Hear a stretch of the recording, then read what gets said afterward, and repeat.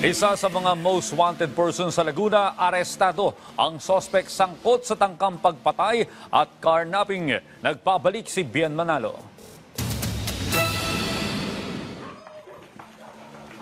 Wala nang kawala ang lalaking ito nang maaresto sa ikinasang hot pursuit operation ng mga operatiba ng Siniloan Municipal Police Station sa Barangay Mindiola, Siniloan, Laguna. Kinilala ang lalaki na si Frederick Fatalya, 43 taong gulang, na kabilang sa most wanted person sa Laguna. Base na rin sa timbre ng concerned citizen ay naaresto at natunton ang kinaroroonan ng sospek. Through dito sa ating ginagamit na social media platform dito sa ating police station ay meron pong isang concerned citizen na nagbigay sa atin ng information na meron bagong mukha na lumulutang dito sa ating community. And from there, nag-conduct tayo ng initial investigation. Inalam po natin yung pangalan ng tao. Then, ayon sa mga informants po natin, itong taong ito kaya naglalagay po dito sa Siniloan, Laguna ay meron nga pong kasong kinakaharap. Ayon sa investigasyon ng mga pulis, sangkot umano si Fatalya sa tangkang pagpatay sa isang tricycle driver at pagnanakaw ng sasakyan nito sa Rizal noong Abril ng kasalukuyang taon.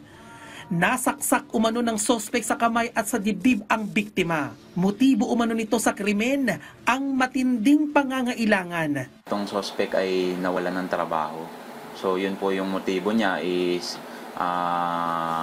kunin talaga yung mga ari-arian nitong taong biniktima niya at ganun din yung mga belongings na nakuha niya dun sa tao. Aminado naman ang sospek na nasa impluwensya siya ng alak nang gawin ang krimen.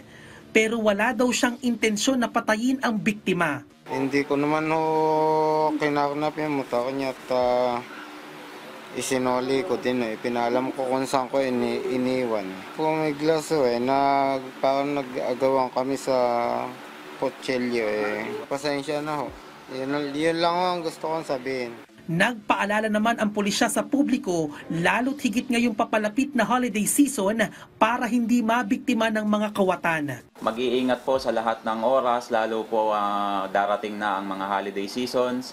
Talagang talamak po yung mga magnanakaw. Kaya lagi po tayong mag-iingat. Nasa kustodiya na ng pulisya si Fatalya na nahaharap sa kasong attempted murder at paglabag sa Anti-Carnapping Act of 2016. Bien Manalo para sa Morning Show ng Bayan, Rise and Shine, Pilipinas.